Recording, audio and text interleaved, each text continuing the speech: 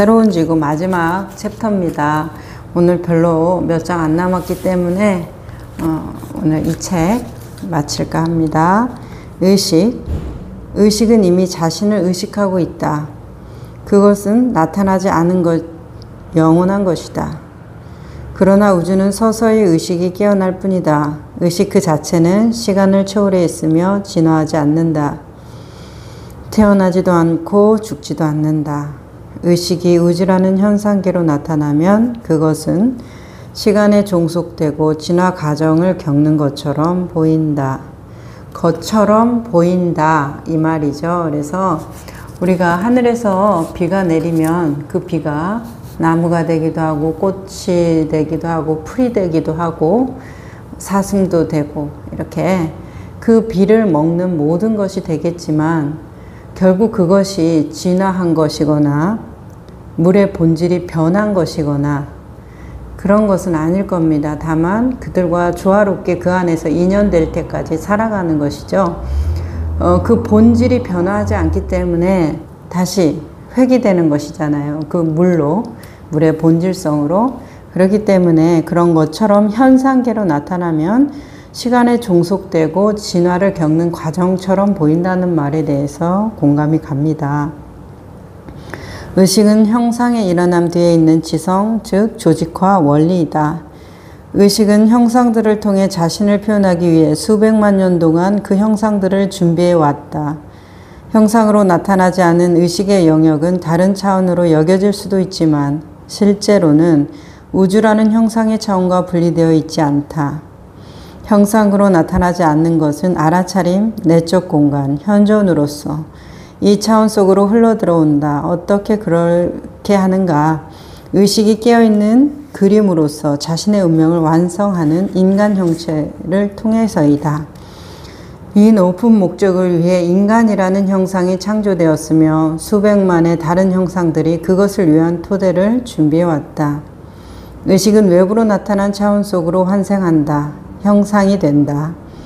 그렇게 할 때 의식은 꿈꾸는 것과 같은 상태로 들어간다. 지성은 그대로 남아있지만 의식은 자기 자신에 대해 무의식적이 된다.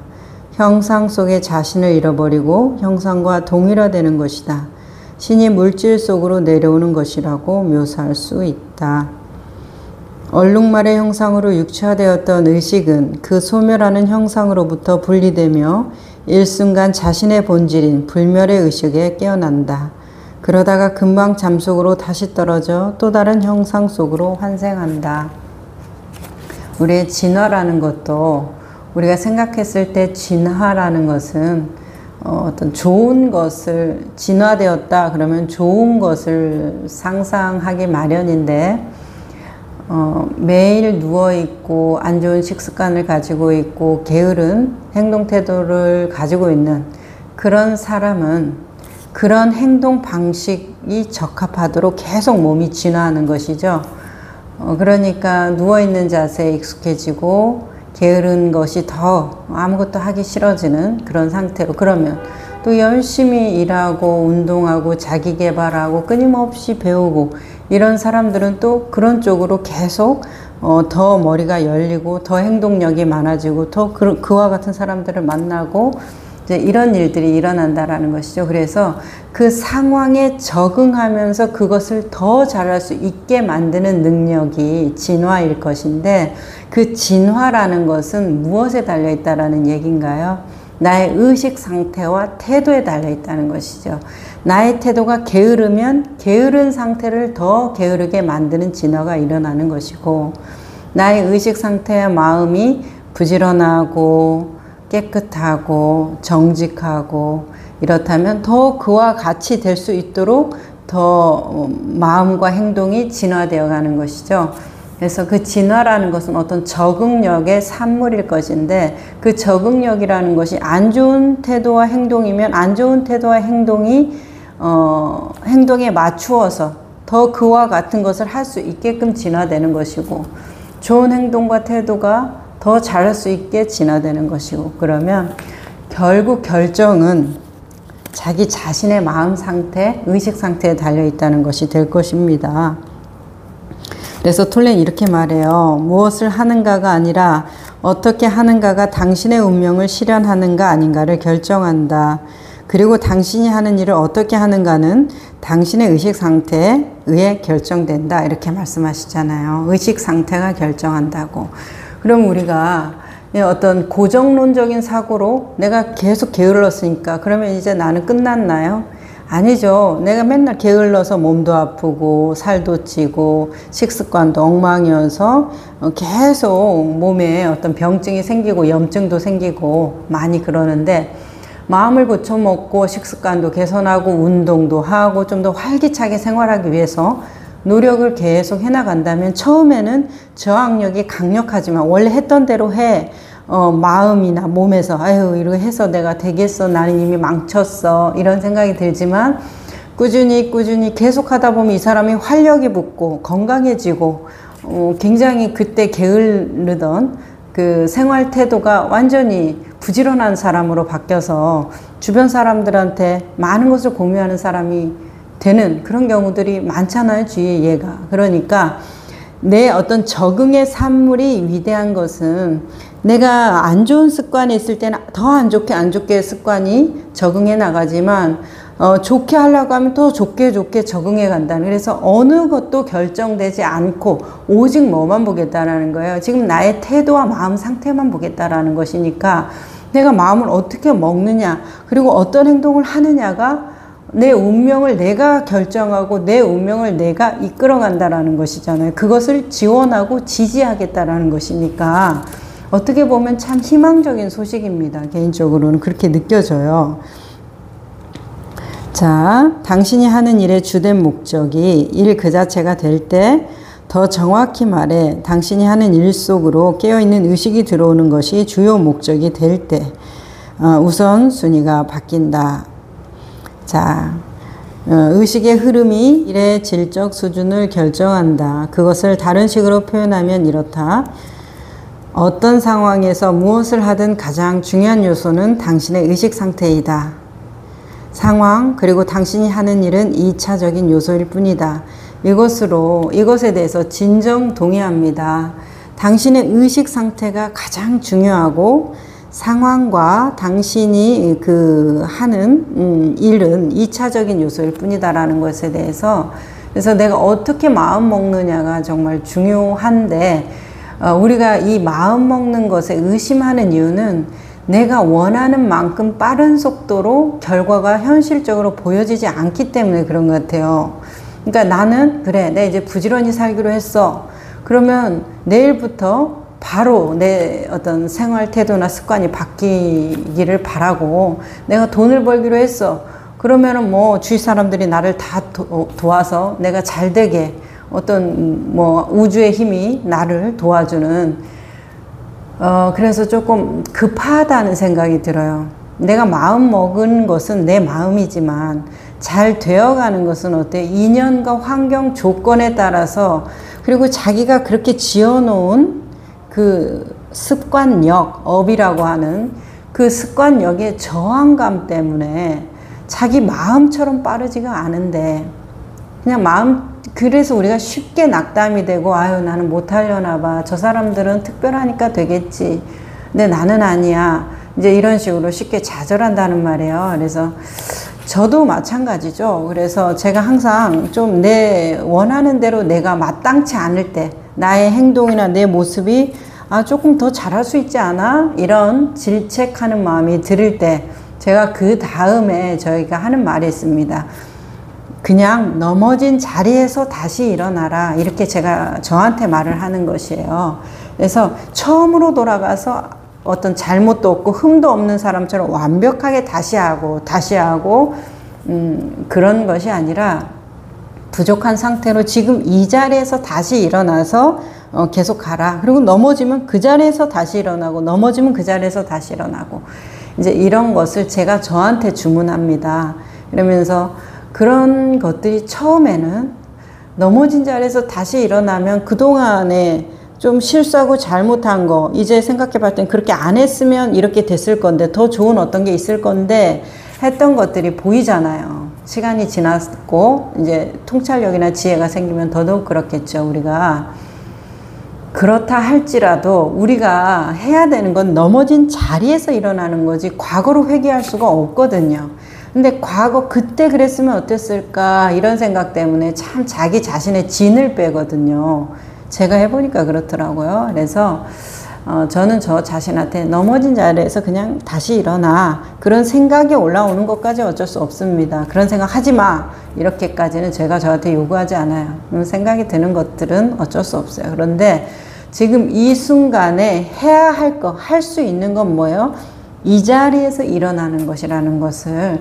그래서 지금은 오래 하다 보니까 지금은 아주 익숙해졌어요. 그냥 마음에 안 들더라도 마음에 안 든 그 상태로, 그 자체로 그냥 다시 여기서부터 다시 이런 마음이거든요. 그래서 여기 톨레가 말하는 것처럼 우리가 이 의식의 흐름이 일의 질적 수준을 결정하는데 가장 중요한 요소는 당신의 의식 상태이지 상황, 당신이 하는 일은 2차적인 요소일 뿐이다라는 것이죠.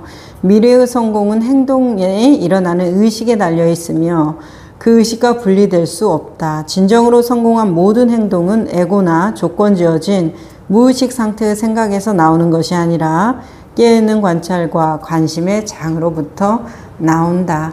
의식이 갖고 있는 그 에너지, 의식이 갖고 있는 그 진동에 대해서 얘기하시는 것 같아요. 그래서 내가 어떤 것을 배우고자 해도 배우고자 하는 목적의식이 분명히 있고 뭘 배우는지를 알고 배우는 것과 그냥 막연히 배우고 하라는데 하면 좋다니까 그냥 하고 어떻게든 잘 되겠지, 수천 수만 번 들으면 잘 되겠지, 이제 이런 것에 대해서 경계하는 말이라고 생각하고, 옛날에는 우리가 공부를 엉덩이로 한다, 그러니까 오래 앉아 있는 거, 그리고 4시간 자면 5시간 자면 떨어지고 4시간 자면은 붙는다, 이런 말들, 그 공부에 대한 그런 어쨌든 시간, 양적인 시간을 확보하는 것에 굉장히 우리를 압박했죠. 공부를 잘하는 것을.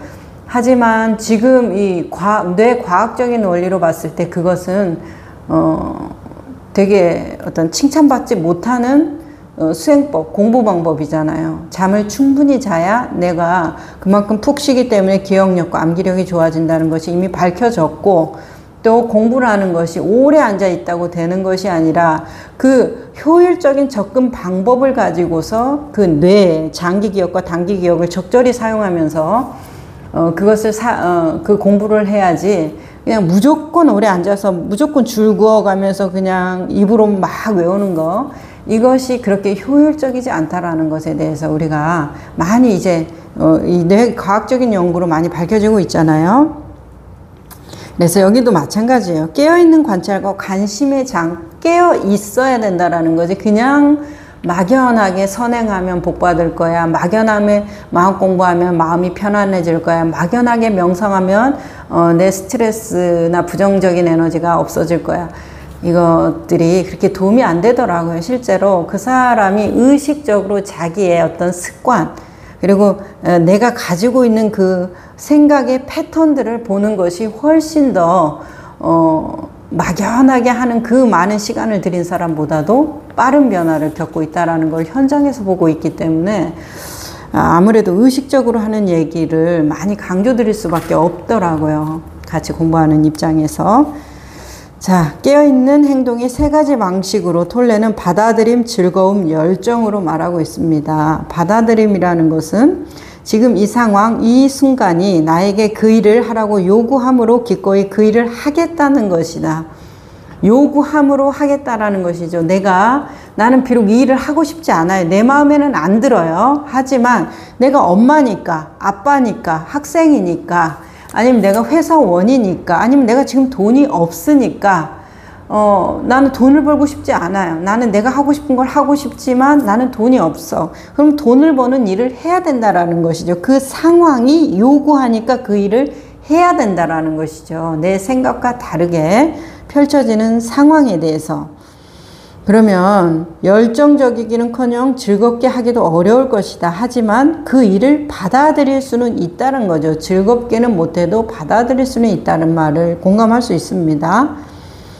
이 받아들임의 상태에서 행동한다는 것은 그 일을 하는 동안 당신이 평화롭다는 것을 의미한다. 그러니까 난 이거 싫은데, 난 이거 못하는데, 난 이거 안 맞는데, 난 이거 하면 병이 나는데, 아프는데, 계속 이런 생각을 하는 것이 아니라 내가 지금은 돈이 없으니까 이 일을 해야지, 이런 식으로 그것에 대해서 받아들인다는 거예요. 그러면 평온해진다라는 것이죠. 그것이 겉으로 볼 때는 수동적인 상태처럼 보일 수 있다 하지만 실제적으로는 적극적이고 창조적이다. 왜냐하면 이 세상에 완전히 새로운 무언가를 가져오기 때문이다. 그 평화, 그 미묘한 에너지, 파동이 의식이며 그 의식이 이 세상 속으로 흘러들어온 방식 중 하나가 정하지 않고 항복하는 것이다. 항복은 받아들임의 한 측면이다. 만약 자신이 하는 일을 즐길 수도 없고 받아들일 수도 없다면 중단하는 것이 좋다. 자신이 정말로 책임져야 할 유일한 것 또는 진정으로 중요한 유일한 것에 책임을 지지 않고 있는 것이다. 그것은 바로 당신의 의식 상태이다. 자신의 의식 상태에 책임을 지지 않는 것은 삶에 책임을 지지 않는 것이다. 병행하는 시간이 있는 것 같아요. 그 병행하는 시간을 소홀히 하거나 우습게 여기거나 이리저리 핑계를 대면서 그것을 책임을 다하지 않았을 때는 나이 들어서 청구서가 반드시 옵니다. 자신의 초라함으로. 그래서 끊임없이 자기가 자신을 공격하는 요소가 되더라고요. 근데 그것은 누구한테 온 것이 아니라 자기가 자기에게 보여주는 것이에요. 자신을 알고 있잖아요. 도망쳤다는 것을. 그리고 이리저리 핑계대면서 미루다가 지금 여기에 당도했다는 것을. 톨레가 당신의 의식 상태에 달려 있다고 계속 강조를 하잖아요. 그러니까 지금 이 순간부터 내 삶의 주체를 나로, 그래서 내가 그 일을 어떤 상황에서든지 내가 주인된 자세로 이렇게 살아가는, 그것을 딱 마음을 잡고 어려움이 닥쳐도 넘어가고 하면서 그렇게 해 나간다면 바뀌죠. 에너지가 바뀌기 때문에 주변 사람들이 그 사람을 인식하는 에너지도 바뀝니다. 그래서 사람들이 그 사람을 인식하는 것을 불편하게 생각하는 것에 대해서, 왜 사람들은 나를 불편하게 생각하기 이전에 내가 나를 불편하게 생각하고 있지는 않나, 내가 나를 참 못마땅하게 생각하고 있지는 않나, 그것부터 점검하는 것이 좋아요. 제가 보니까 내가 나를 맞득지 않게 생각하는 경우에 다른 사람들도 본인에 대해서 좀 많은 시비나 평가가 생길 수가 있습니다. 또 그리고 스스로 고립되는 경우도 많고. 자, 즐거움. 아까 세 가지 요소, 깨어있는 행동의 세 가지 방식 중에서 하나가 받아들임이랬죠. 내가 원하지 않아도 해야 될 도리들이 있다라는 것이죠. 그것은 나의 책임이라는 것이죠. 삶에 책임지는 태도라는 것이죠. 자기 삶에 책임을 져야 합니다. 우리가 인간적인 도리를 해야 되죠. 그래서 그것을 첫 번째로 말씀하셨고, 즐거움이 두 번째네요. 당신이 하는 일을 실제로 즐겁게 할 때 저항하지 않고 행복함으로써 오는 평화는 살아있음의 느낌으로 바뀐다. 즐거움은 깨어있는 행동의 두 번째 방식이다. 새로운 지구에서는 배후에서 사람의 행동에 동기를 부여하는 힘으로 즐거움이 결핍감을 대체할 것이다. 결핍감은 자신이 모든 창조의 배후에 있는 힘으로부터 단절되고 분리된 조각이라는 에고의 망상으로부터 일어난다. 즐거움을 통해 당신은 우주의 그 창조적인 힘과 연결된다 라고 하세요. 이 즐거움이 내가 좋아하는 것만을 해서 얻는 즐거움, 어린아이처럼 그냥 떼쓰면 되는 거, 그냥 누군가 인정을 기대어서 얻는 그런, 거기에서 오는 즐거움하고는 차이가 있겠죠. 이 즐거움이라는 것은 깨어있는 행동이기 때문에, 깨어있는 행동에는 여기 위에 책임이 따르는 거, 그리고 의식적으로 행동하는 거, 그리고 내가 나의 주인이 되어야 된다는 전제 조건이 들어가 있습니다. 자, 이 즐거움은 순수한 있음의 역동적인 면이다. 우리의 창조적 힘이 자신을 의식할 때 그것은 기쁨으로 나타난다. 자신의 일을 마침내 즐겁게 할 수 있게 되기 위해 무엇인가 의미 있는 일이 당신의 삶 속으로 들어오기를 기다려야만 하는 것은 아니다. 기쁨 속에는 당신이 필요하는 것 이상의 많은 의미가 있다. 삶을 시작하기 위해 기다리기 증후군은 무의식 상태의 가장 공통된 망상 중에 하나이다. 사람을 기다리고 때를 기다리고 어떤 조건을 기다리고 이렇게만 하면 내가 이렇게 될 거야. 그때 나는 나의 어떤 것을 뭐 즐거움을, 평안을, 기쁨을, 나눔을 할 거야. 이제 이런 것을 돌레는 삶을 시작하기 위한 기다리기 증후군이라고 하는데 정말 바로 지금 뭐든지 다 할 수 있습니다. 지금 뭐든지 할 수 있다고 하니까 내가 사람들한테 복을 짓는 행위로서 많은 재물을 나눠주고 싶은데 난 돈이 없는데 그러면 내가 하고 싶은 대로 못하는 거 아니냐, 이런 망상 같은 그런 것이 아니, 내가 지금 할 수 있는 콩 한 쪽을 나눌 수는 있잖아요. 그죠? 그 많은 재물을 나눌 수는 없지만, 그래서 지금 할 수 있는 것을 하면 되는데 우리는 더 거창한 무언가를 생각하고 있기 때문에 내가 지금 할 수 있는 것조차 하지 않는 그런 일들이 많죠. 그런데 정말 사소한 것에서 그 사람의 진심, 허황됨, 하심하지 못한 마음들이 보이는 것 같아요. 그런 어디에 사로잡혀 있는가 이런 것들이. 그래서 우리가 이 어떤 변화가 일어나기를 기다리는 대신 자신의 일을 이미 즐겁게 하고 있을 때 외부 차원에서의 확장과 긍정적인 변화가 당신 삶 속에서 일어날 가능성이 크다라고 책에 나와 있어요. 자신이 하는 일을 즐겁게 할 수 있게 해달라고 자신의 마음에게 허락을 구하지 말라. 즐기면 안 되는 이유를 산더미처럼 얻게 될 것이다.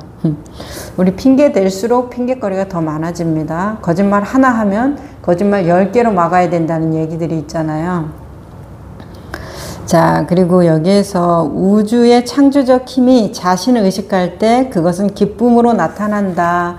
이제 여기에서 이 기쁨으로 나타나는 게 뭘까 생각을 해봤을 때 아주 명료해짐이 기쁨이 아닐까, 개인적인 경험으로는 그렇게 생각합니다. 그래서 좋다는 거, 그렇게 해야 하는 이유들, 그렇게 해야만 하는 논리적인 생각들, 그런 것들은 저에게 기쁨이라든지 충만감, 창조적인 힘 이런 거하고는 거리가 멀지만은 실제로 행동해가면서 조금 미혹되는 마음, 안개 속에 갇힌 거, 좋은 거 같긴 한데 왜 좋은지도 모르고 내가 그것을 정말 원하는지도 모르겠고 어떻게 해야 될지도 모르겠고 갈피를 잡을 수도 없겠고, 이제 이런 상태에서는 이런 여기에서 말하는 즐거움이라든지 창조적 힘이 자신을 의식할 때 느끼는 기쁨 같은 거는 안 느껴졌던 것 같아요.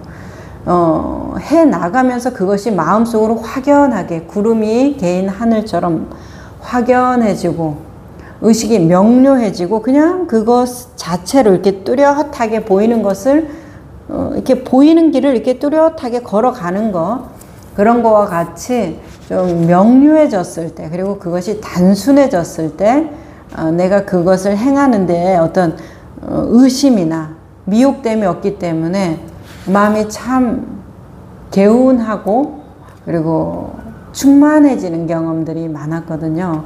그래서 여기에서도 기뻐해야 되는 이유들, 이런 것들을 찾기보다는 행동을 해 나가면서 그 자신을 보고 그것이 명료해지고 좀 더 분명해져 가는 것이 자신한테 어떤 기쁨을 준다라는 것을 한번 경험상으로 느껴보시면 좋겠다, 이렇게 생각을 합니다. 기쁨이 자신이 하는 일로부터 온다는 오해는 정상적이지만 위험하다. 행동으로부터 온다는 생각이 위험하다고 하셨어요. 그죠? 정상적이라고 하셨어요. 또 왜요? 우리 다 그렇게 생각하거든요. 행동으로 그 사람을 평가하잖아요. 그 사람이 어떤 마음 상태로 어떤 생각으로 했는지는 모르지만 그 사람이 돈이 많아, 뭐 권력이 많아, 뭐가 어떻게, 그 사람이 어떤 결과를 보여줬을 때 그 사람은 어떠한 사람이 되잖아요. 그죠? 그러니까 그 사람에 대한 평가가 그 사람이 낸 결과물로 보여지기 때문에 정상적이죠. 보통 다 그렇게 하니까, 하지만 위험하다고 하는 것이죠. 왜냐하면 이 오해로부터 기쁨이 어떤 형태나 사물 같은 것으로부터 오는 것이라는 믿음을 만들어내기 때문이다. 그렇죠. 그 결과 때문에 우리는 기쁘다고 생각하는 거죠. 그러면 돈이 많기 때문에 행복하고, 권력이 있기 때문에 행복하고, 내가 건강하기 때문에 행복하고, 남들한테 인정받기 때문에 행복하고, 이런 모든 것들은 뭔가요? 다 내 것인가요? 내 것이 아닌가요? 내 것이 아니라고 말씀하시겠죠. 마음 공부 많이 하신 분들은. 왜 내 것이 아닌가요? 그것들은 소유를 통해서 얻어지기 때문에 그렇습니다. 남들의 인정이라는 것은 본래 내 것이 아니라 상대방이 줘야 내가 소유할 수 있는 것이잖아요. 인정이라는 것은 물질처럼 소유할 수 없다고 쳐도, 돈도 마찬가지고, 어떤 보배 같은 것들도 마찬가지고, 금은보화, 물질, 이런 모든 것들이 본래 나의 것이 아니기 때문에 왔다라는 것은, 나한테 소유될 수 있다라는 것은 나한테로부터 사라질 수도 있다라는 가능성이에요. 그렇죠? 이 몸도 마찬가지고, 그래서 내가 그것을 가질 수 있다, 얻겠다라는 것은 지금 없기 때문에 얻는다는 거 아니에요. 그러면 얻는다라는 것은 소유죠. 그럼 이 소유라는 것은 결국 내 것이 아니기 때문에 우리가 소유를 하려고 하는 것이죠. 내가 나를 소유하려고 하는 사람이 어디 있습니까? 내가 난데, 내가 나를 소유해. 이런 것은 없죠. 내가 나를 소유하는 방식을 다른 식으로, 내가 나를 알아차린다. 내가 나임을 본다. 하택신혜가 내 30년 평생 공부가 오직 견이었다. 그냥 내가 나임을 보는 거지. 내가 나를 얻었어. 내가 나를 소유했어. 내가 나를 잃어버렸어. 내가 나를 놓쳤어. 이제 이런 것은 그냥 문어적인 표현일 뿐이지, 내가 나를 잃을 수도 없고 소유할 수도 없는 것이죠. 나니까. 그 외의 모든 것, 내가 노력하고 갈구하는 모든 것이라고 표현하고 싶어요. 사실은 그 모든 것은 소유 속에 들어가 있습니다. 톨레가 안에서 말하는 행동의 영역이에요. 평가와 판단의 영역이죠. 그러니까 그것들은 올 수도 있고 갈 수도 있어요. 그것을 나라고 말할 수는 없어요. 위험하다고 하셨잖아요. 그죠? 정상적인 평가이긴 하지만 다들 그렇게 평가하니까 위험하다고. 왜? 나가 아니잖아요. 돈이 어떻게 나가 될 수 있습니까? 그 사람은 너는 착한 사람이야 라는 인정이 어떻게 나가 됩니까? 나는 그냥 나지, 착한 사람이 나는 아니에요. 그냥 나예요. 상황에 따라서 내가 거짓말도 할 수 있는 거고, 상황에 따라서 내가 다른 사람에게 상처를 줄 수도 있는 거예요. 의도하지 않았지만 그럴 수도 있죠. 내가 모르는 사이에 짓는 업들도 많습니다. 내가 생명을 죽이고 싶지 않지만 개미부터 해서 땅에 기어다니는 모든 동식물들. 그렇다면 당신이 하는 일과 기쁨의 상태는 무슨 관계인가? 당신이 현재의 순간에 온전히 존재하면서 그 행위를 할 때, 그리고 그 행위가 단지 목적을 위한 수단이 아닐 때 그것이 어떤 일이든 즐거울 것이다. 사실 즐거움은 당신이 행하는 행위가 아니라 그 행위 속으로 흘러들어가는 강한 살아있음의 느낌이다. 그래서 결과와 상관없이 그 일이 기쁘다면 결과에 상관없이 그 일을 계속 해나갈 수가 있지만, 결과와 상관이 나의 기쁨이 바로 직결된다고 하면은 내가 그것을 좋아한다라는 것에 좀 의문을 가져야 돼요. 나는 그것을 수단으로 생각하고 이용하고 있는 가능성이 매우 높아요. 그래서 결과와 나의 기쁨과 행복과 만족감이 직결된다고 하면, 보통은 그것은 결과가 나쁘면 그 결과에 대한 것을 오류를 고정하고 피드백을 하면서 나아갈 생각보다는 이것을 해야 되나 말아야 되나, 그 근본적인 내가 이 일을 해야 되나 말아야 되나, 이 결과를 개선시키기 위해서 어떻게 노력해야 되지 보다는 해야 되나 말아야 되나, 이제 그 자체에 고민을 하게 된단 말이에요. 그러니까 그것은 내가 정말 좋아하는 일을 하는 것은 아니었죠. 사실은 처음부터. 제가 해보니까 그렇더라고요. 제가 좋아하는 이 일은, 이건 일이라고 보여지진 않아요. 명상은. 제가 좋아하는 이것을 할 때 이것을 할까 말까의 생각은 없어요. 전혀.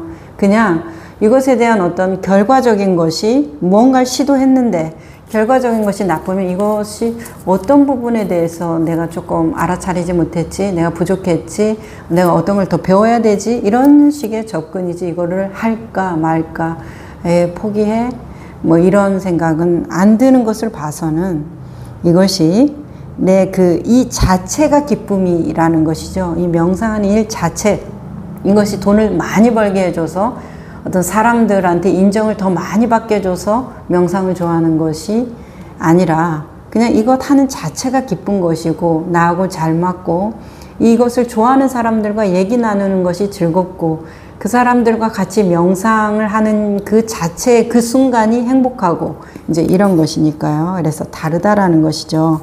그 관계성이. 그래서 우리가 한번 점검해 봐야 된다는 거 생각을 해봅니다. 당신이 하는 일 속에 온전히 존재하고 그 활동들 배후에 있는 당신의 내면에 깨어있음, 살아있는 고유를 감지해보라. 이렇게 하나하나의 행동을 지각하면서 하면 그런 상태에서 하는 것은 스트레스가 되지 않고 지루하고 짜증나지도 않으며 실제로 즐거워할 만한 일이 된다는 것을 곧 알게 될 것이다. 더 정확히 말하면 당신이 즐거워하고 있는 것은 실제로는 외부적인 행위가 아니라 그 행위 속으로 흘러들어오는 내면의 의식 차원이다. 항상 기쁠 수만은 없을 겁니다. 그렇기 때문에 이런 내가 즐거워하는 일을 하니까 항상 즐거울 거라는 그 기대, 그래서 그것으로 나를 점검하는 것은 되어서는 안 된다고 생각해요. 자기 자신한테 만족을 강요하지는 않았으면 좋겠습니다. 내가 좋아하는 일을 하니까 항상 만족스러워야 돼. 항상 충만해야 돼. 불평불만이 없어야 돼. 그런 것은 좀 폭력이에요. 감정적인 폭력이죠. 내가 나 자신에게 그러기를 바랄 수는 있지만 그렇게는 안 됩니다. 항상. 낙담되는 날도 있고 어느 날은 내려놓고 쉬고 싶은 날도 있어요. 이걸 포기하겠다는 얘기가 아니라 좀 쉬어가고 싶을 때가 있는 거죠. 운동을 열심히 하다가 오늘 하루는 그냥 운동을 좀 쉬고 싶다. 내일부터 다시 열심히 하자. 이런 것처럼. 그래서 내 자신한테 끊임없는 만족감, 끊임없는 충만감을 요구하지 마세요. 내가 아무리 좋아한다는 것을 해도 그렇게 계속 유지하는 것은 좀 정신적으로 이상한 상태죠. 몸이 하늘도 맑은 날 있고 흐린 날이 있고 계절도 사계절이 있고 꽃도 피면 지는 것이고 모든 것이 이런 순환 속에 있는 것인데 나는 늘 같은 마치 어떤 저항도 없는 세상에 사는 사람처럼 굴지 않으면 좋을 것 같아요. 저항이 오기 때문에 다운되는 날이 옵니다. 그래서 지나친 만족감을 요구하지 않고 그냥 거기에서 오는 소소한 기쁨에 대해서도 감사하는 것, 그리고 그것 자체로 내 살아있음의 생명력, 존재감을 느끼는 것으로도 글쎄요, 전 충분하더라고요. 그것으로도 아주 위안이 많이 됐거든요. 그러니까 내 기대 수준이 높아지면 이제 내가 아무리 좋아하는 것이라도 싫어지게 돼요. 그리고 더 완벽한 어떤 것으로 물화되어 버려요. 그러지 않기를 바랍니다. 자, 창조적인 행위를 통해 많은 이들의 삶을 풍요롭게 하는 사람들은 그 행위를 통해 무언가를 달성하거나 무엇인가 되려는 바램 없이 단순히 자신들이 가장 즐겁게 하는 일을 할 뿐이다. 자, 삶이 곧 목적이 되는 사람과 삶이 수단이 되는 사람이 있습니다. 삶이 목적이 된다? 삶이 수단이 된다? 그러면은 가장 큰 차이는 명료성과 단수성 같아요. 삶이 목적인 사람은 그렇게 삶이 번잡하지가 않아요. 자기 마음이 옆에서 볼 때는 어휴 저 사람은 맨날 바빠 이렇게 보일 수도 있죠. 사람들은 속사정을 모르니까 사람들 뭐 시선 그렇게 신경 쓰지 마세요. 근데 자기 자신이 마음이 복잡해. 그것을 할 때 늘 무언가에 쫓기듯이 생겼어요. 그렇다고 하면은 보통은 수단으로 다루는 경우가 많아요. 그런데 그것이 목적이 되면 그 하나의 맥락 속에서 이것도 하고 저것도 하면서 다 그 하나의 맥락을 위한 총체적인 연결이기 때문에 내 안에서는 번거로움이 없어요. 그냥 다 그것인 것이죠. 그냥 그것, 제가 하는 모든 것이 다 그냥 명상에 관련된 것일 뿐이에요. 이것도 하고 저것도 하니까 뭐가 많네요? 이렇게 느낄 수도 있어요. 최근에 그런 얘기를 들었거든요. 근데 뭐가 많다라는 생각을 내가 하고 있나 보면은, 그런 생각이 안 드는 걸 보면 그냥 다 나는 명상하는 어떤 행위 중에 하나들을 하고 있는 것인데, 그렇게 보일 수도 있겠구나 이렇게 느꼈거든요. 그렇기 때문에 이 자체가 나의 목적이 된다면 내 안에서 단순하고 명료해져요. 하지만 이 자체가 수단이 된다면, 이 자체가 어떤 이용의 대상이 된다고 하면은 굉장히 번거로워요. 왜요? 이거를 발판 삼아서 여기로 뛰어 넘어가야 되고, 이것을 발판 삼아서 여기로 뛰어 넘어가야 되기 때문에 단계들이 생기잖아요. 단계들이 생기니까 내 안에서 마음이 조급해지는 거예요. 그리고 이 조급한 마음 때문에 이 명료하게 보여야 되는 것들이 다 모호해지는, 애매해지는 상황들이 되는 것 같았습니다. 그렇기 때문에 우선 본질적인 점검으로 그것이 나의 어떤 여기에서 말씀하시는 그것을 통해서 뭔가를 달성하려는 무엇인가인가, 아니면 그냥 그 자체가 즐거운 것인가. 그 자체가 즐거운 거는 그것이 곧 나의 목적, 그것이 곧 나의 삶인 것이고, 그것이 뭔가를 달성하려는 무엇인가가 되는 것은 그게 어떤 행위, 그것이 어떤 평가의 대상, 결과물을 바라는 것, 이용, 이런 것들이겠죠. 당신은 여전히 한 사람의 평범한 인간이다. 당신을 통해 이 세상 속으로 흘러들어오는 그것이 특별한 것이다. 그것이 뭡니까? 깨어있는 의식이겠죠. 자, 좋습니다. 페르시아 시인이며 수피의 스승인 하피즈는 이 진리를 이렇게 아름답게 표현했다. 나는 신의 숨을 통과해 흐르는 피리의 한 구멍이다. 그대여, 이 음악을 들으라. 자, 열정.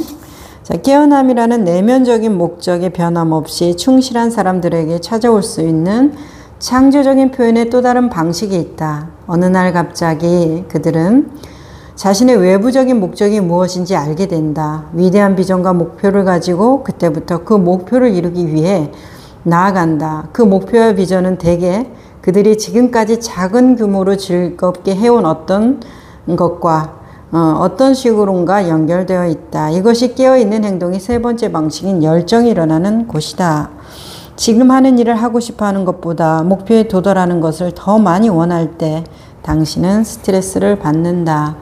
또한 스트레스와 불안과 분노 같은 부정적인 감정에는 강한 상관관계가 있다. 랄프 waldo 에머슨이 열정 없이는 어떤 위대한 것도 이루어지지 않는다라고 말한 이유다. 열정은 창조적 에너지의 물결을 불러일으키기 때문에 당신은 다만 그 물결에 올라타기만 하면 된다. 에고는 욕망과 달리 열정에는 대립이 없다.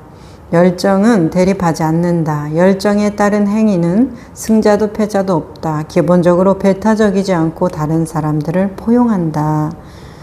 이렇게 이제 표현을 하고 계세요. 그래서 어떤 이 열정을 가지고 그것을 계속 해나가다 보면 목표와 비전이 이제 그들 앞에 어떤 식으로든지 연결된다고 이제 이렇게 표현하는 것에 대해서 어떤 식으로 연결되는가 가만히 이렇게 보면은, 일단은 첫째로 내가 대가 없이 그것에 대한 어떤 소유와 집착 없이 그냥 좋아서 계속 해나가는 어느 정도의 시간은 필요한 것 같아요.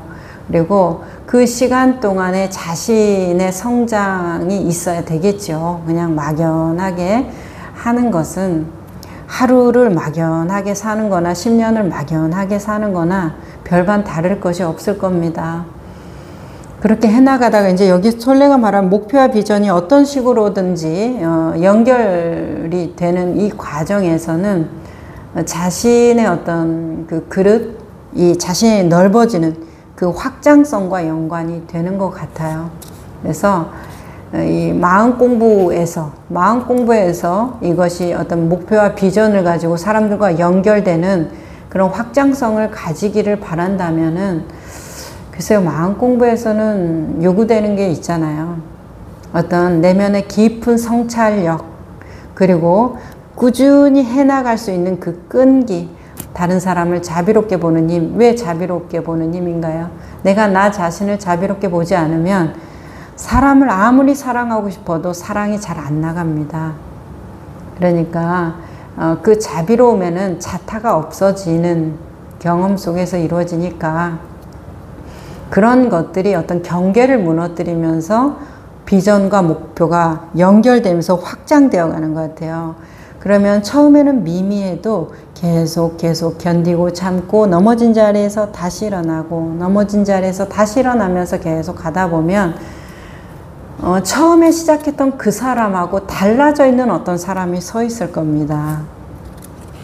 조금 더 여유롭고 다른 사람의 상황을 좀 더 깊이 이해하고 공감하는 어떤 사람이 서 있을 건데, 그런 식으로 확장과 비전이 일어나는 것 같다, 이렇게 보여지거든요. 그래서 내가 막 어떤 목표를 세우고 어떤 계획을 세워서 열심히 하는 거 또 좋지만, 그것과 반드시 병행되어야 되는 것은 지금 내 안에서 내면의 확장이 이루어지고 있는가, 진정한 하심이 이루어지고 있는가, 정말 요구되어지는 어떤 정성스러움, 속으로 딴말하고 있고 비난하고 있고 그런 거 말고, 불안해하고 있고 그런 거 말고, 좀 그런 걸 좀 점검해 보면 좋겠다, 이런 생각이 들었습니다. 열정 부분 읽으면서. 여기 톨레는 열정과 에고는 공존할 수 없다고 하시네요. 열정은 아무것도 원하지 않는다. 왜냐하면 아무것도 부족하지 않기 때문이다. 열정은 삶과 하나이며, 열정에 의해 움직이는 행동이 아무리 역동적이어도 당신은 그 행동 속에서 자신을 잃지 않는다. 자, 형상의 소멸을 향해 돌아가는 운동이 시작되면 열정은 더 이상 당신에게 봉사하지 않는다. 열정은 외부로 향하는 삶의 주기에 속한다. 오직 받아들이는 항복을 통해서만 돌아가는 운동, 즉 집으로 가는 여행과 자신을 맞출 수 있다. 정리하면 이렇다. 지금 하고 있는 일을 즐겁게 하고 그것이 목표와 비전에 결합하면 열정이 생겨난다. 목표가 있다 해도 관심의 초점은 현재의 순간에 있는 일에 머물러야 한다. 목표는 반드시 역동적이어야 한다. 자신이 참여하고 있는 활동을 통해 다른 인간 존재들 뿐만 아니라 전체와 연결될 수 있는 일에 초점을 향해야 한다. 유명한 배우나 작가 같은 모습으로 자신을 보이는 대신 자신의 작품을 통해 무수히 많은 사람들에게 영감을 주고 그들의 삶을 풍요롭게 하는 모습으로 자신을 보아야 한다, 이렇게 말씀하시네요. 그래서 열정의 주기에 대해서 얘기하시는데, 이 열정의 주기가 형상의 소멸을 향해 돌아가는 운동이 시작되면 열정은 더 이상 당신에게 봉사하지 않는다라는 거.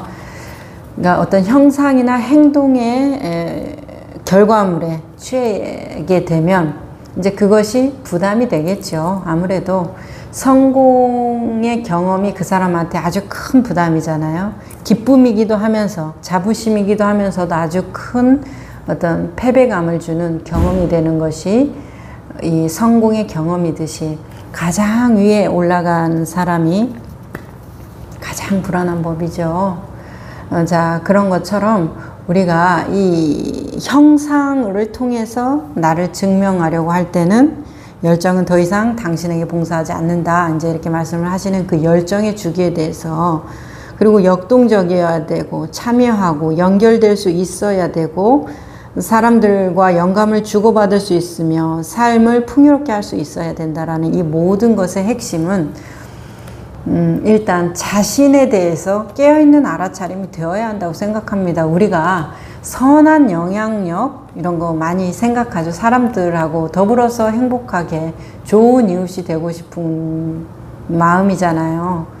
정말 필요한 사람이 되고 싶고 상대가 웃으면 나도 행복하고 그런 것인데, 그러기 위해서 요구되는 것이 내 안의 기쁨이, 나 안에서 내 존재로부터의 기쁨이 나와야 한다. 이제 이렇게 보여지고 실제로 그렇게 되죠. 그 에너지가 어떤 고난도 이겨낼 수 있게 하고 어려움도 넘어갈 수 있는 힘이 되기 때문에 계속해서 나아갈 수 있는 지속력을 만들어주는 것 같습니다. 그러기 위해서는 목표와 비전이 자기 자신 안에서 마음과 느낌 차원에서 이미 현실이 되어 있을 필요가 있다. 이거 어떤 그 비주얼화, 시각화 이런 기법 같은 느낌이 조금 드네요. 열정은 마음속 청사진을 물질 차원으로 옮기는 힘이다. 이것이야말로 마음을 창조적으로 사용하는 방법이며 그렇기 때문에 여기에는 아무 결핍감도 욕망도 개입하고 있지 않다. 당신은 자신이 원하는 것을 나타나게 할 수 없다. 이미 가지고 있는 것만을 나타나게 할 수 있을 뿐이다. 힘든 노동과 스트레스를 통해 원하는 것을 얻을 수도 있지만 그것은 새로운 지구의 방식은 아니다. 새로운 지구의 방식을 그 서핑을 예를 들면 이런 식으로 이해할 수가 있을 것 같네요. 우리가 이 서핑을 잘 타는 사람은 어떤 파도를 고르지 않고 그냥 낮은 파도면 낮게, 높은 파도는 높게 그 파도에 따라서 율동칠 수 있는 사람이겠죠. 그런데 서핑을 못하는 사람은 좋은 파도를 기다리겠죠. 안전하게 좋게 아니면 멋진 모습 동작을 보여줄 수 있는 어떤 것. 그래서 어떤 파도도 상관없이 그 파도를 기다리지 않고 그것을 올라탈 수 있는 거, 이제 그것이 열정의 마음이고 그 마음이 물질 차원으로 옮겨지는 마음이겠죠. 무엇이든지 예수님이 이렇게 말했다고 그래요. 무엇이든지 기도하고 구하는 것은 받은 줄로 믿으라. 그리하면 너희에게 그대로 되리라. 이제 마지막 장입니다. 새로운 의식의 담당자. 형상과 외부를 향한 운동은 모든 사람들에게 똑같은 강도로 표현되지는 않는다. 만들고 창조하고 참여하고 성취하고 세상에 영향을 주고자 하는 강한 충동을 느끼는 사람들도 있다.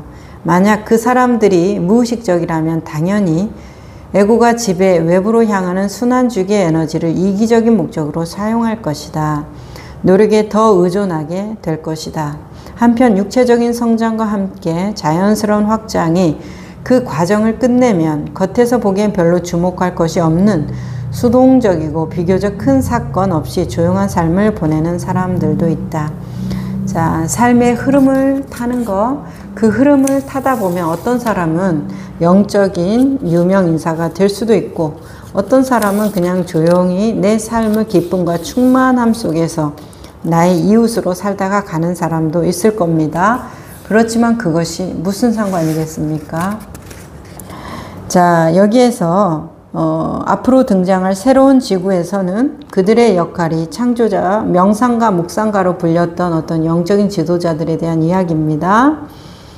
역할이 창조자, 활동가, 개혁가만큼 중요하다. 그들의 일은 이 행성에 새로운 의식의 주파수가 닻을 내리게 하는 것이다. 주파수 보유자라고 부른다. 그것은 단지 존재하는 것만이 아니라 나날의 삶을 활동을 통해서 그리고 다른 사람들과의 상호작용을 통해서 깨어있는 의식을 일으키기 위해 이곳에 있는 것이다.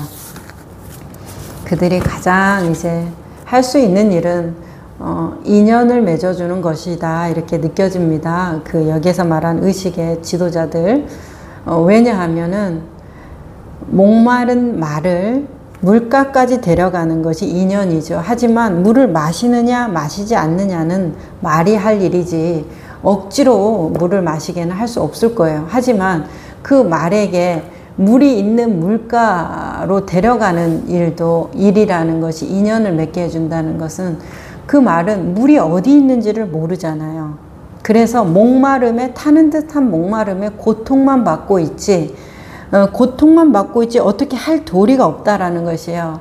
그런데 좋은 영적인 스승이나 안내자는 목이 마르구나 물가로 데려가는 것이죠. 그런데 물가로 데려갔는데 물을 안 마시는 것은 어쩔 수 없는 일이에요.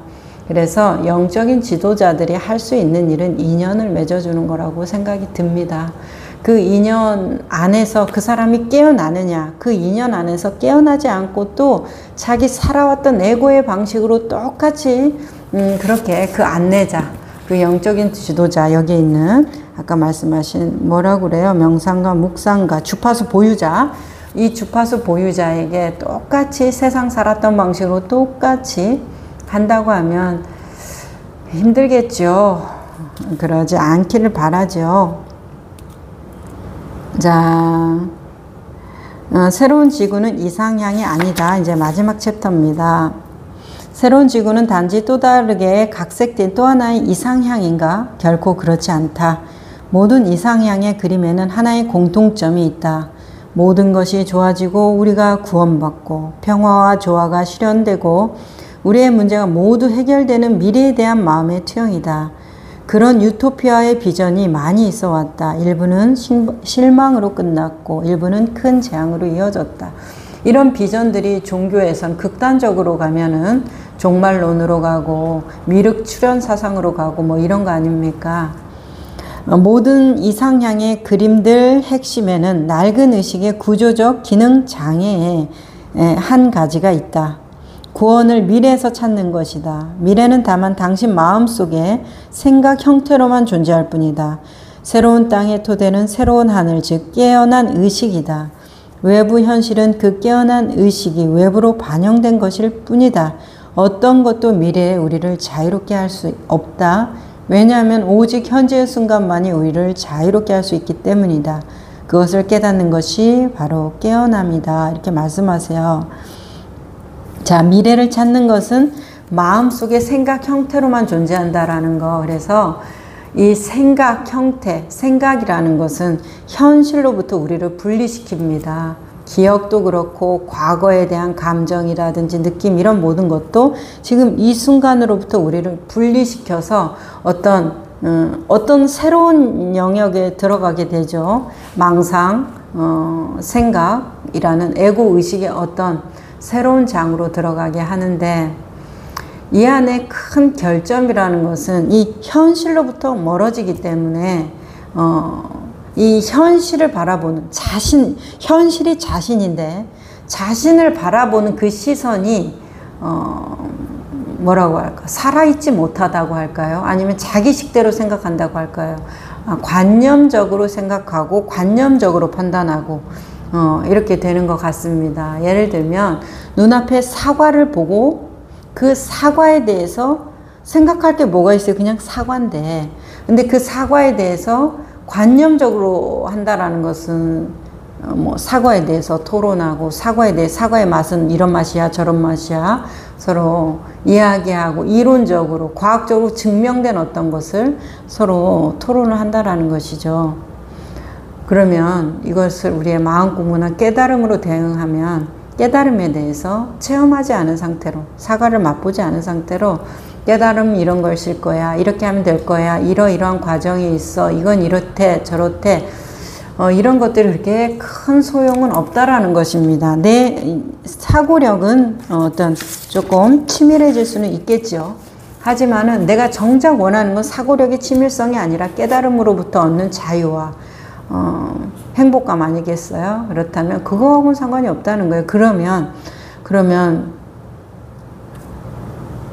깨달음에 대해서 관념적인 얘기를 하지 않으면 아무것도 하지 말라는 얘기입니까? 이제 이렇게 되는 것이죠. 관념적으로 노력도 하지 말라, 수행도 하지 말라, 관념적으로 생각하지도 말라, 이론적으로 따지지 말라, 교리적으로 뭐 하지 말라 이러면 뭐 아무것도 하지 말라는 건가요? 깨달음에 대해서? 아니죠. 하셔야 되는데 어떻게 하면 그것을 행동으로 실천해서 내가 체득할 수 있을까에 대한 이야기를 하는 것이 좋겠다는 것이죠. 사과라면 사과의 영양 성분이 과학적으로 이렇대, 뭐 이론적으로 이렇대, 어느 권위가 이렇게 얘기했대, 유전이 어떻게 증명해 줬어, 백날 천날 얘기한들. 그래서 토론이 되어야 한다면은 저 사과를 어떻게 하면 맛볼 수 있을 것인가, 저 사과를 맛보기 위해서 어떤 행동을 해야 될 것인가에 대한 토론이면 좋겠다는 것이죠. 그러면 아주 큰 차이가 있습니다. 사과를 맛본 사람은 말이 아주 체득적이고 단순하고 명료하게 돼요. 그리고 겉으로 볼 때는 조금 뭔가 애매모호한, 좀 명확하지 않다라는 느낌을 줘요. 자기 경험은 명확한데 표현을 명확하게 할 수가 없는 거죠. 우리의 모든 경험이 그렇죠. 물맛, 시원하다, 이 말이 그 물맛이 시원함으로 어떤 정의될 수는 없는 것이에요. 그렇죠? 그냥 그 많은 느낌 중에 하나가 시원함이라는 것이죠. 그런 것처럼 실제로 그걸 경험한 사람은 이렇다 저렇다 말할 수 없는 분명한 감각을 갖고 있지만, 이렇게 이렇다 저렇다 말할 수 없는 것이 있는 반면에 경험하지 않은 사람은 이렇다 저렇다 말할 수 있는 사변적인 논의는 너무나 많은데 분명한 경험이 없기 때문에 늘 헷갈리고 이리저리 방황하고, 이 사람은 분명하게 말할 수는 없지만 방황이 끝났어요. 그냥 자기가 할 수 있는 게 아주 명료해진 사람이에요. 다만 사과 맛이 어때? 달다는데 달아? 새콤하다는데 새콤해? 아니면 좀 민민해? 그 모든 맛에 대해서 그럴 수도 있고 저럴 수도 있고 라는 명확한 감각, 그렇지만 표현할 수는 없는 것, 이렇게 되니까 이 사람은 행동이 명료해지고 이 사람은 생각만 치밀해지는 이런 차이가 있어요. 이 사람은 행동이 명료해지면 행동하는 게 더 쉬워지는 것이죠. 근데 생각만 치밀해지면 행동력은 떨어지겠죠. 아무래도 생각만 하고 있으니까. 그래서 이것을 어떻게 하면 체득하고 경험할 수 있을까에 대한 내가 논의를 하고 있는지, 그냥 이론적인 이야기, 이랬대 저랬대 경전에 이렇게 말씀하셔서 앵무새처럼 따라하고 있는 어떤 권위를 흉내내고 있지는 않는지 되게 중요합니다. 시간 낭비니까 그런 것들이. 하루라도 빨리 멈추는 게 좋잖아요. 자, 그래서 여기 끝나는 부분에 이 행성에 인류의 새로운 종이 생겨나고 있다. 그것은 지금 일어나고 있으며 그것이 당신이 바로 그 중 한 사람이다 라고 이렇게 이제 책에서는 맞추고 있어요. 이 현장에서의 경험들에서 이제 조금 어떤 부분에 대해서 조금 나눠드리면 좋을까 생각했는데, 우리가 아무리 좋은 것을 한다고 해도 해 나가는 것에서는 반드시 저항이 따르잖아요. 그랬을 때 내가 넘어진 자리에서 일어나는 그 찝찝함을 견뎌야 되는 것 같아요. 우리는 좀 완벽주의 성향이 많아요. 그래서 그냥 넘어진 자리에서 일어나기보다는 다시 처음부터 시작해서 힘을 많이 비축해서 처음부터 다시 레이스를 시작하려고 하거나, 아니면 아예 하다가 잘 해왔는데 중간에 좀 마음에 안 들거나 조금 좌절이 있으면 아예 포기를 해버리는 것이죠. 이제 그런 것들이 마음 공부에도 그대로 적용이 되더라고요. 넘어진 자리에서 그냥 다시 일어나면 되는데 그것이 참 힘든 일이다. 왜? 완벽해야 된다라는 생각, 그리고 자기 자신에 대해서 그것이 나의 어떤 부족함을 증명하는, 나는 이 정도밖에 안 되는 것을 증명하는 그런 식으로 받아들이더라고요. 근데 그냥 그것은 과정 중에서 일어나는 아주 자연스러움이라고 저는 느낍니다. 저 또한 하루에도 수십 번 만족스럽지 않은 저 자신을 계속 직면하고 있지만, 그럴 때마다 제가 저한테 요구하는 것은 그냥 넘어진 자리에서 다시 일어나, 다시 시작해, 그 자리에서 시작해, 처음으로 돌아가서 다시 시작해가 아닙니다.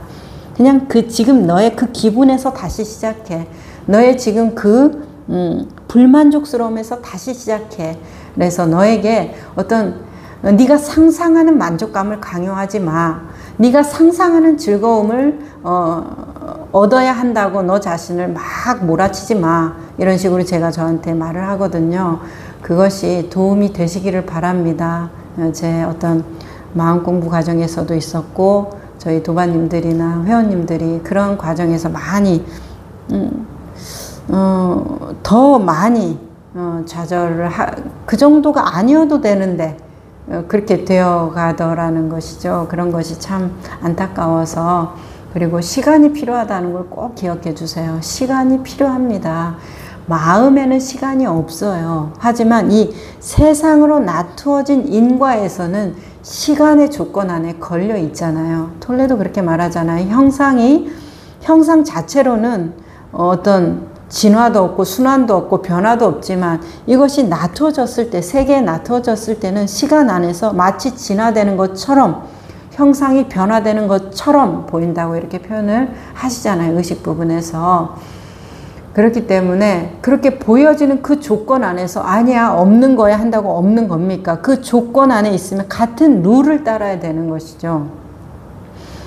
내가 인간이면 인간의 룰을 따르는 것이고, 내가 이 세계에 눈이 2개 있으면 눈이 2개 있는 사람의 룰을 따르고, 저 세계에 눈이 3개면 3개 있는 사람의 룰을 따르고, 뭐 로마에 가면 로마법을 따르라는 얘기처럼 그렇게 그 룰을 따르는 것이니까 그럴 때는 시간이 필요합니다. 시간이 필요하다는 거. 그래서 마음은 늘 조급해서 먼저 가 있어요. 그러니까 평가가 그렇게 아주 속하게 일어나는 거죠. 이미 결론 다 났으니까 평가가 바로바로 나는 거잖아요.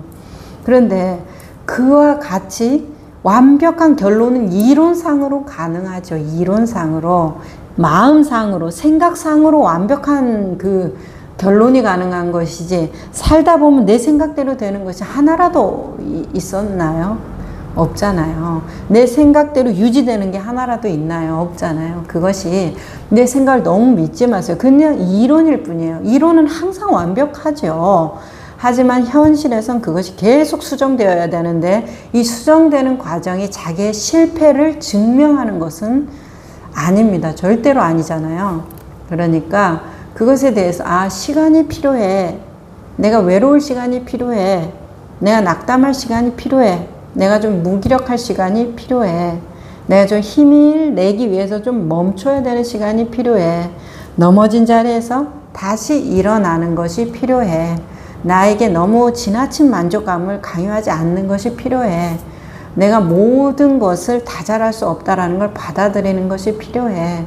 이제 이런 식으로 자신을 조금, 내가 나를 존재로 대한다면은 사실은 이런 도구적인 대화는 이미 필요가 없습니다. 그런데 우리가 너무나 나를 도구화하고 있기 때문에 이제 이런 말씀을 좀 드렸는데 도움이 되셨으면 좋겠습니다. 그리고 저희 독서 모임에서 제프 포스터의 가장 깊은 받아들임이라는 책을 나가고 있기 때문에 다음 시간에는 그거 같이 나눠보면 좋을 것 같습니다.